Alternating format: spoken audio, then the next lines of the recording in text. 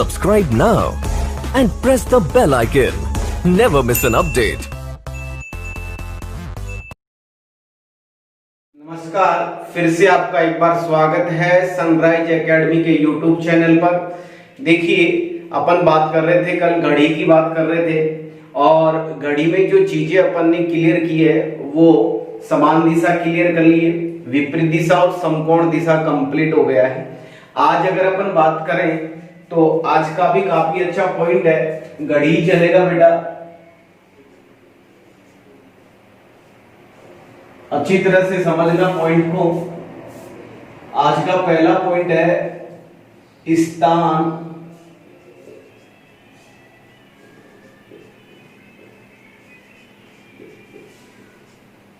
परिवर्तन। अपन ये कह सकते हैं यह है दो प्रकार से पूछा जाता है। कितने प्रकार से पूछा जाता है? दो प्रकार से पूछा जा सकता है। पहला पॉइंट है जाने का समय ए व बी,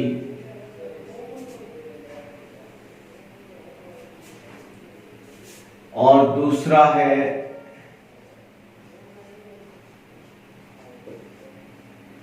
आने का समय सी व डी। ठीक है बेटा। अब देखिए, इसी का फॉर्मूला है ए अनुपात 60/13 और आने का अंतिम घंटा कौन है? डी। तो ये आपके पास में ये फॉर्मूला बन गया जाने का। और आने की बात करें तो इसका पहला घंटा सी है, अनुपात 60/13 इंटू बी। ये आपके पास में फॉर्मूला बन गया आने का फॉर्मूला। अब देखिए, एग्जाम में कैसे क्वेश्चन आते हैं।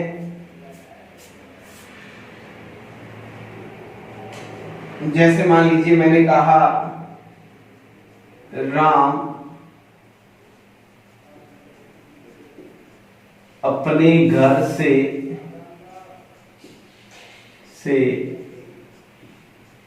प्रातः 8 से 9 बजे के मध्य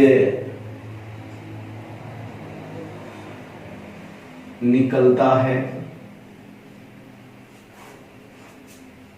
और वापिस वह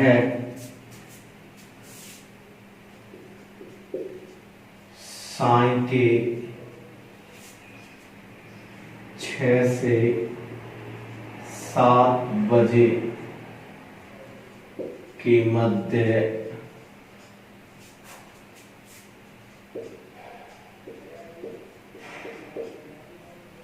लौटता है।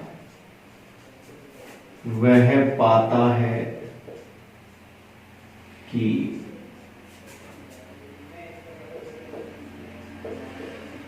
दोनों सुइयां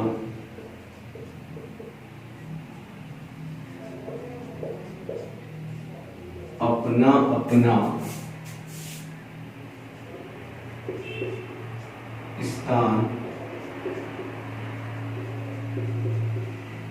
परिवर्तन कर चुकी थी। तो बताओ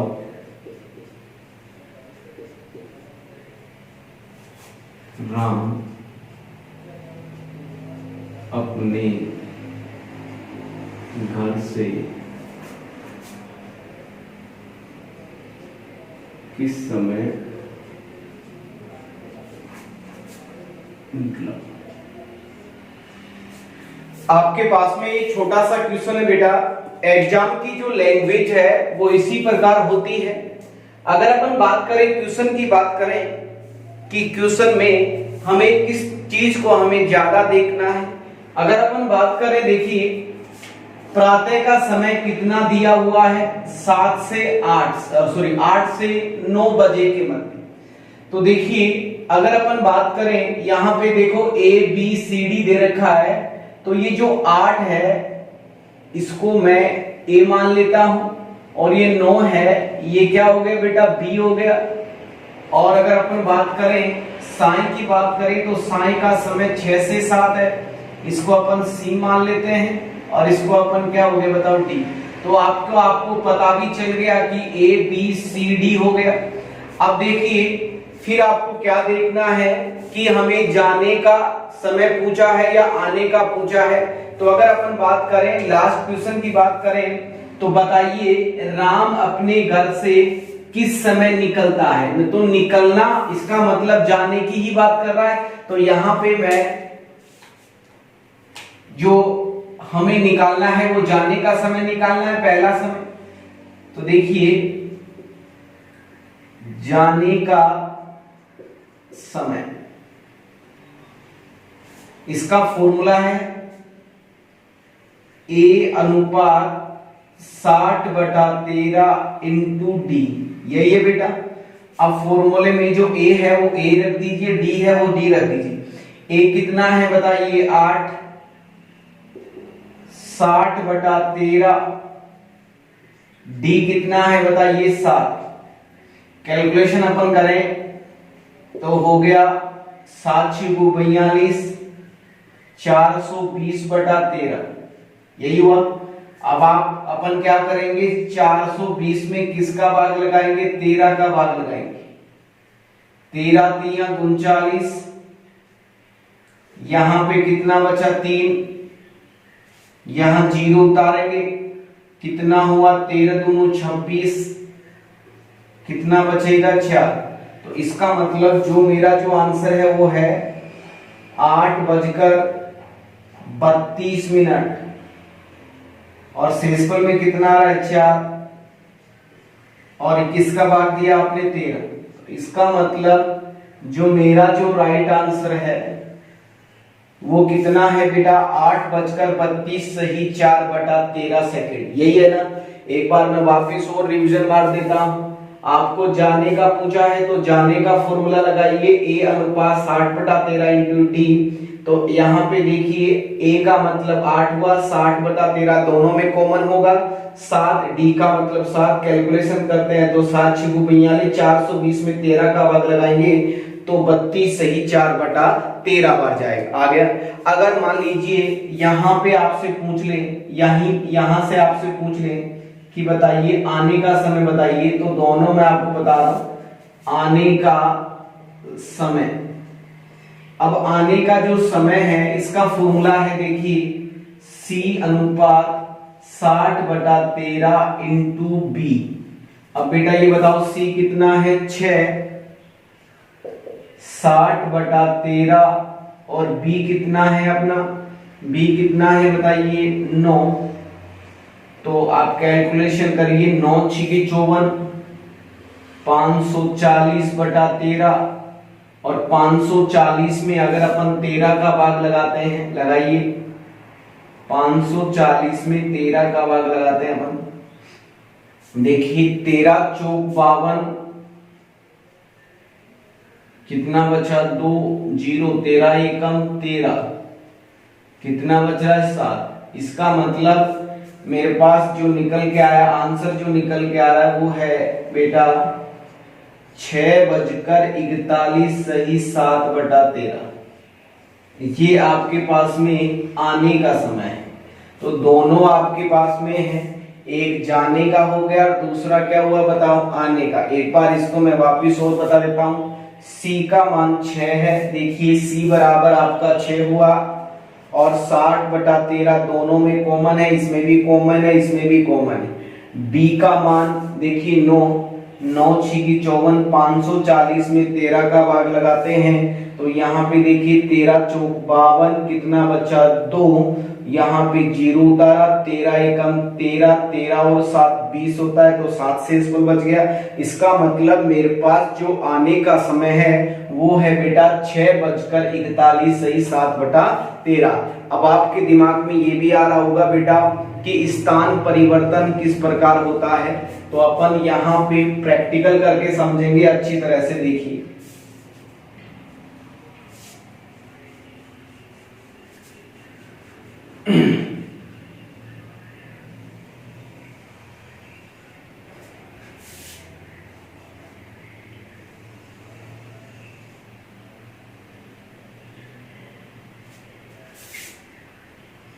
12 1 2 3 4 5 6 7 8 9 10 11। आपके पास में जो जाने का समय है वो कितना है 8:32। तो देखिए यहां तक तो 30 मिनट होगा कि नहीं होगा, और 32 मिनट का मतलब थोड़ा सा 6 से आगे की तरफ चला जाएगा,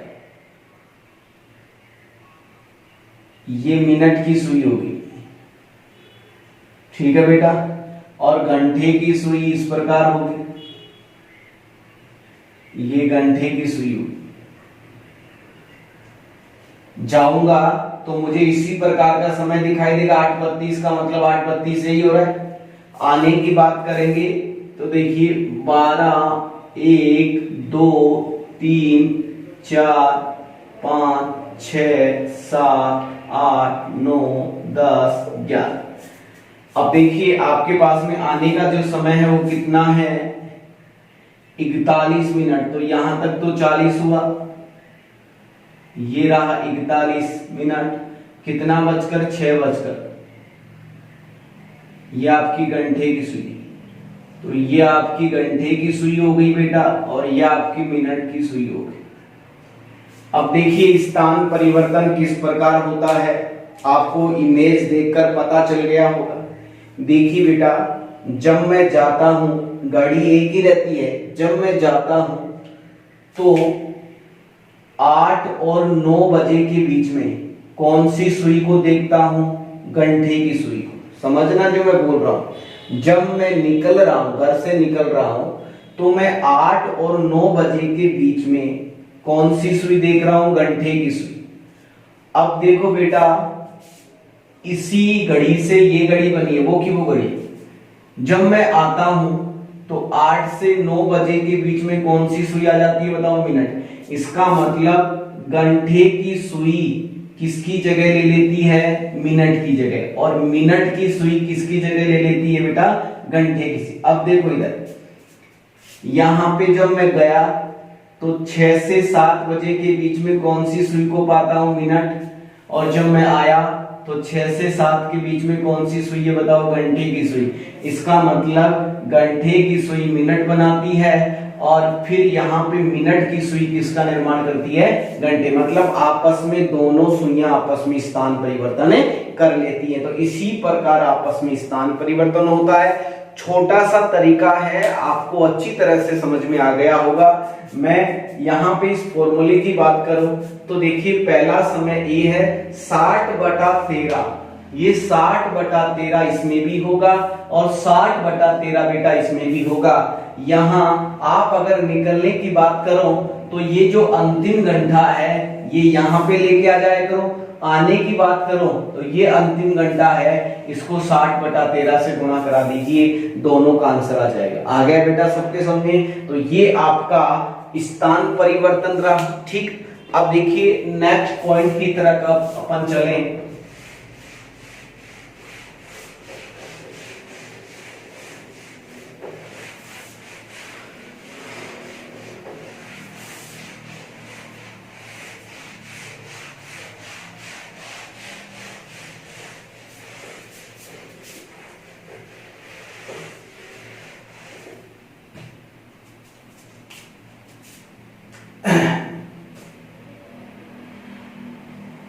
दर्पण,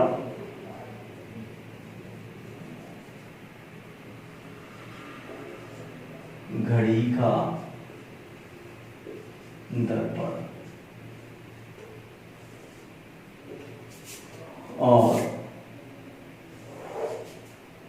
तीसरा पॉइंट है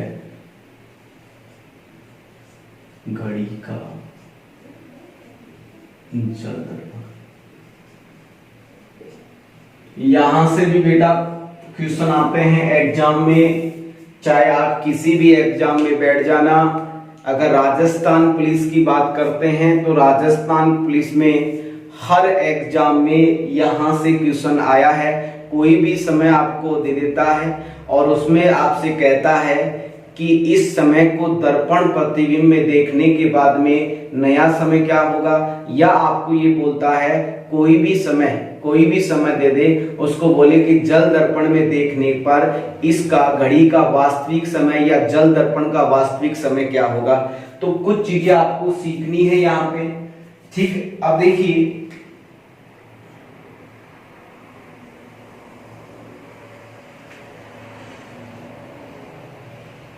12, 1, 2, 3, 4, 5, 6, 7, 8, 9, 11।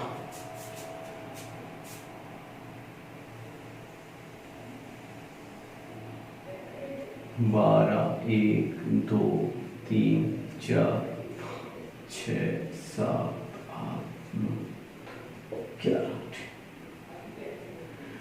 अब देखिए सबसे पहले तो आपको साइन के बारे में पता होना चाहिए कि दर्पण प्रतिबिंब का साइन कैसा होगा और जल दर्पण का साइन कैसा होगा। दर्पण की बात करेंगे तो वो या इस प्रकार साइन देगा,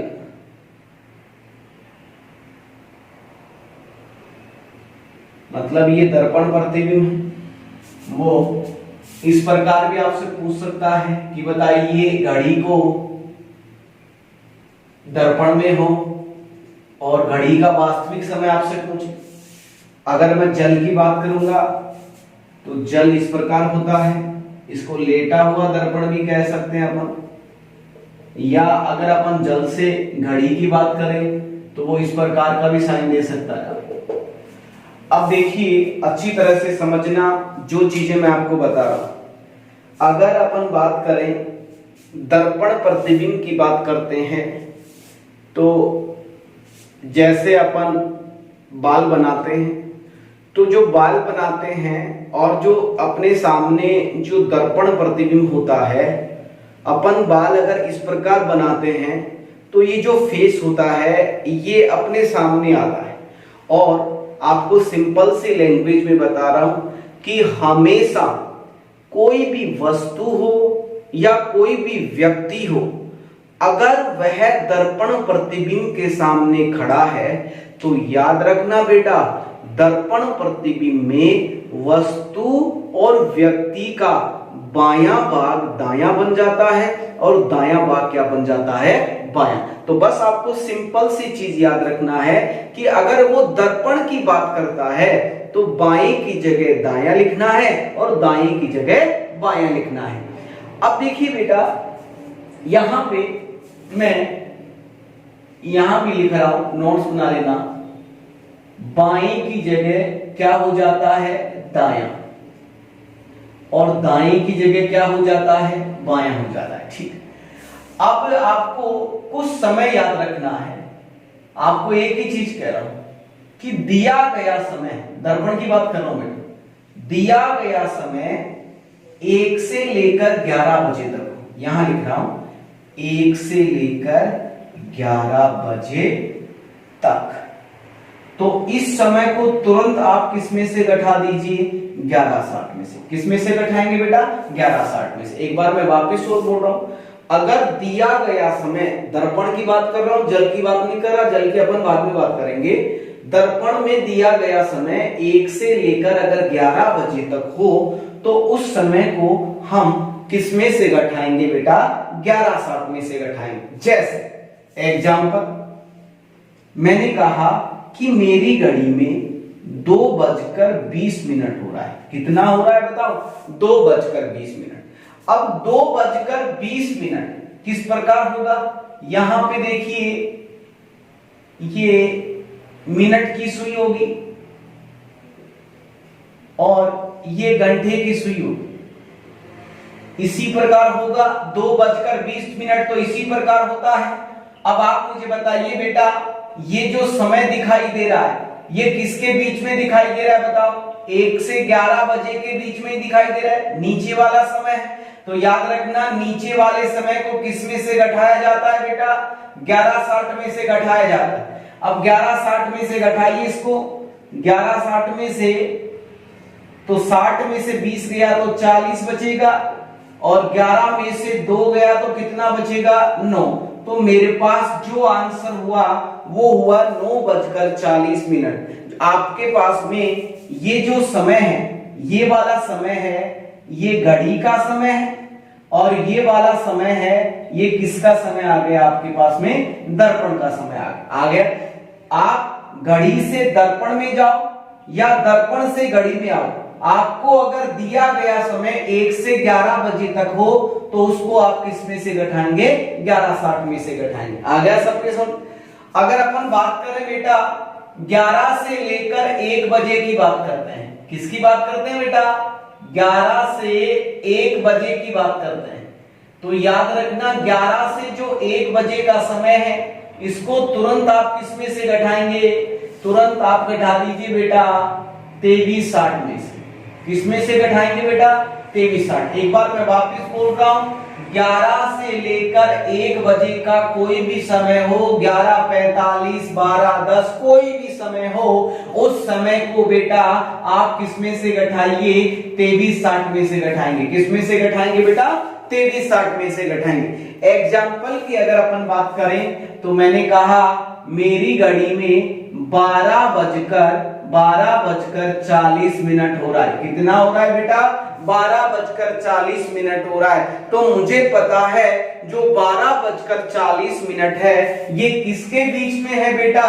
11 से 1 बजे के बीच में है, और इसको तुरंत मैं किस में से घटाऊंगा? 23:60 में से घटाता हूं। 60 में से 40 गया तो 20 बचेगा बेटा, और 23 में से 12 गया तो कितना बचेगा? 11। तो इसका मतलब मेरा जो आंसर है वो कितना आंसर है बताओ? 11:20। ये 11:20 किसका समय है बेटा? दर्पण का समय है। और ये 12:40 किसका समय है बेटा? घड़ी का समय है। तो समझ में आया कि नहीं आया? घड़ी के दर्पण के बारे में वापिस रिवीजन मार देता हूं। 1 से 11 11:60, 11 से 1 23:60। अब कुछ चीजें आपको और सीखनी है इसमें। अगर मान लीजिए मैं आपसे कहता हूं कि 1 बजे का समय, पूरा मैं 1 बजे का समय देता हूं आपको, कि मेरी घड़ी में 1 बज रहा है।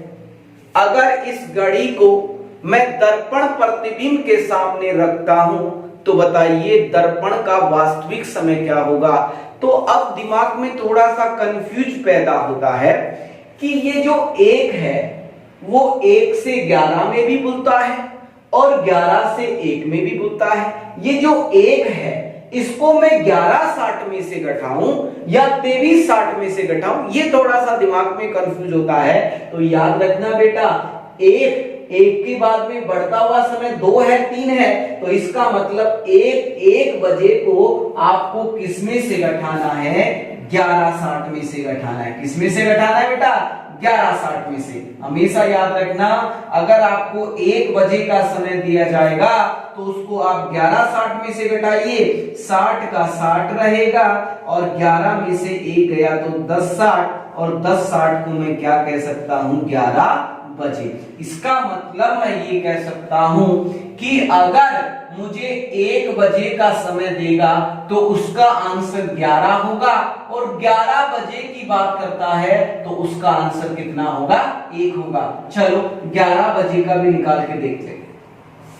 अब बेटा 11 बजे तो 1 से 11 में भी 11 आता है, 11 से 1 में भी 11 आता है। इसका मतलब कॉमन है। और देखिए बेटा, घड़ी का बढ़ता हुआ समय इस प्रकार होता है 11-12, तो इसका मतलब 11 भी बढ़ता हुआ समय, और बढ़ता हुआ समय किसमें घटाया जाता है? 23:60 में से।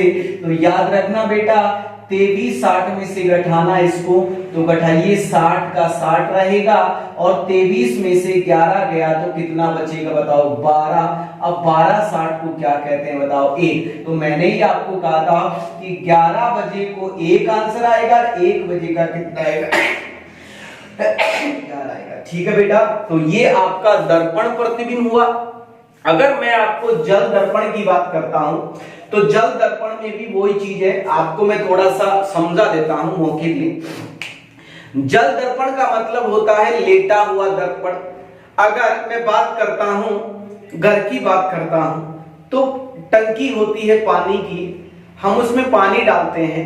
अगर अपन टंकी के किनारे ऊपर जाके अपन खड़े होते हैं और अपन पानी में देखते हैं कि कितना पानी भरा हुआ है, तो अपना जो प्रतिबिंब है वो जल में दिखाई देता है। इसका मतलब क्या हुआ कि अपन कहां जा रहे हैं बेटा, नीचे की तरफ जा रहे हैं। तो याद रखना बेटा, सिंपल सी चीज बोल रहा हूं, अगर वह जल दर्पण की बात करता है तो जल दर्पण में याद रखना ऊपर की चीज नीचे और नीचे की चीज कहां चली जाती है, ऊपर चली जाती है। लेकिन अगर दर्पण की बात करेगा तो बाएं की जगह दायां और दाएं की जगह क्या होता है बेटा, बायां होता है। ठीक है, अब देखिए कुछ चीजें आपको सीखनी है।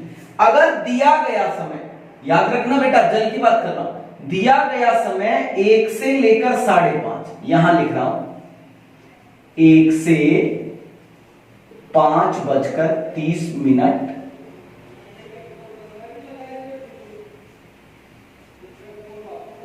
तक, तो इस समय को आपको किसमें से घटाना है, 5:90 में से। किसमें से घटाओगे बेटा, 5:90। एक बार मैं वापस और बता रहा हूं, समझना, जल की बात कर रहा हूं, दर्पण की बात नहीं कर रहा। दिया गया समय 1 से लेकर 5:30 बजे तक, समय को किसमें से घटाना है, 5:90 में से घटाना है। अब अगर मैं प्रैक्टिकल की बात करता हूं, क्वेश्चन लेते अपन, जैसे मैंने कहा 3:50, मैंने क्या कहा बेटा, 3:50। अब ये 3:50 किसके बीच में आएगा, 1 से 5:30 बजे के बीच में आएगा। तो इसको किसमें से घटा दीजिए, आप बताइए, 5:90 में से घटा दीजिए। तो 90 में से 50 गया तो 40 बचा, और 5 में से 3 गया तो 2। मेरा जो आंसर है वो कितना आएगा बताओ, 2:40 आएगा। और याद रखना बेटा, 3:50 ये घड़ी का समय है और 2:40 ये किसका समय है, जल दर्पण का समय। किसका समय बेटा, जल दर्पण का समय। ठीक, अब देखिए नेक्स्ट क्वेश्चन की तरफ, पॉइंट की तरफ अपन चलते हैं। दिया गया समय 5:30 से अगर 1 बजे की बात करता है, किसकी बात करता है बेटा, 5:30 से 1 बजे की बात करता है, तो इस समय को तुरंत आप किसमें से घटा दीजिए, 17:90 में से घटा दीजिए। किसमें से घटाएंगे बेटा, 17:90। एक बार वापिस और बता रहा हूं, दिया गया समय 5:30 से लेकर अगर 1 बजे तक दिया गया है, तो उस समय को आप किसमें से घटाएंगे, 17:90 में से घटा दीजिए। जैसे मेरा जो क्वेश्चन है वो है 7 बजकर, मान लीजिए मैंने आपको कहा 20 मिनट, मेरा जो क्वेश्चन है वो है 7:20। अब ये जो 7:20 है ये किसके बीच में है, 5:30 से 1 बजे के बीच में है। तो इसको किसमें से घटाओगे आप, 17:90 में से। अब देखिए 90 में से 20 गया तो कितना बचेगा, 70, और 17 में से 7 गया तो 10। अब बेटा आपके पास में जो है वो है 10:70। तो बेटा 10:70 होता है क्या, नहीं। इसका मतलब मेरे पास में 10 से 60 को मैं 11 बोल सकता हूं, और यहां पे जो आंसर आएगा वो कितना आएगा बताओ, 11:10। आपके पास में ऑप्शन में 10:70 नहीं होगा, ऑप्शन में कितना होगा, 11:10 होगा। तो काफी लोग क्या समझते हैं कि सर इस तरीके से तो ये आता है, तो इसको आप कन्वर्ट, समय में कन्वर्ट कर लीजिए। तो 10:70 को मैं 11:10 बोल सकता हूं। तो मेरा जो राइट आंसर होगा वो कितना होगा, 11:10। एक बार वापिस और बता रहा हूं, 5:30 से 1 बजे को 17:90 में से घटाना। मेरे पास क्वेश्चन था 7:20, तो 90 में से 20 गया, 0 का 0, 9 में से 2 गया तो 70, और 17 में से 7 गया तो 10। तो 10:70, तो 10:70 को क्या कहते हैं? 11:10 कहते हैं। तो ये तो आपके पास में जल दर्पण हुआ। अब कुछ चीजें 2 पॉइंट और सीखना है। अगर मान लीजिए आपको समय दिया जाए 5:30, कितना दिया जाए? 5:30। अब दिमाग में कंफ्यूज पैदा हो गया कि 5:30, 1 से 5:30 में भी 5:30 आता है और 5:30 से 1 में भी 5:30 आता है। अगर आपको 5:30 बजे का समय दिया जाए तो मैंने आपको कहा था ना बेटा 5:30 बजे तक किसमें से घटाना बेटा? 5:90। तो घटाइए, यहां पे 0 और यहां पे 90 में से अगर 9 में से 3 गया तो कितना आएगा? 60। अब बताओ यहां पे 60, तो इसका मतलब जो प्रारंभ बिंदु होता है वो कितना होता है बताओ? 1। तो बताइए मतलब 0 का मतलब 12 मान लेते हैं, तो बताइए 12:60 को क्या कहते हैं बताओ? 1। तो मेरा जो आंसर है वो कितना है बताइए? 1 आंसर आ गया। इसका मतलब मैं ये कह सकता हूं कि 5:30 की अगर अपन बात करेंगे तो आंसर 1 होगा, और 1 बजे की बात करेंगे तो आंसर कितना होगा? 5:30। चलो अपन करके देखते हैं, 1:30 बजे की बात करके देखते हैं। अब 1 बजे सॉरी हाँ सॉरी इसको 5:30 को आप 17:90 में से घटाइए बेटा, यहां 12 आ जाएगा। 5:30 को आप पहले मैं 1 बजे की बात कर लेता हूं। 1 बजे की बात करोगे तो इसको आप 5:90 में से घटाओ। मैंने कहा था ना बढ़ता हुआ समय, तो बढ़ता हुआ समय 5:30। तो देखिए 5:90 में से घटाइए, आपका 5:30 आ जाएगा। देखो 90 का 90 हुआ और 5 में से 1 गया तो कितना बचा? 4। 4:90 को मैं कितना कह सकता हूं? 5:30 कह सकता हूं बेटा, ठीक। और अगर मैं 5:30 की बात करूंगा तो इसको 17:90 में से घटाइए। देखो 5:30 बढ़ता हुआ समय, ठीक है। 17:90 तो 90 में से 30 गया तो 60 बचेगा, और 17 में से 5 गया तो 12। मैंने कहा था ना 12, तो 12:60 को क्या कह सकते हैं बताओ? 1 कह सकते हैं। तो सिंपल सी चीज है, आपको वापिस और बता रहा हूं, थोड़ा सा कंफ्यूज हो गया था, कोई दिक्कत नहीं। देखिए अगर मैं 1 बजे की बात करूंगा, 1 बजे की बात करूंगा तो बढ़ता हुआ समय कितना है? बढ़ता हुआ समय की बात कर रहा है ना, बढ़ता हुआ समय। तो बताओ बढ़ता हुआ समय किसमें निकलेगा? 5:90। तो 1 बजे को आप 5:90 में से घटाइए 4:90। 4:90 को क्या कह सकते हैं? 5:30 कह सकते हैं, ठीक है बेटा।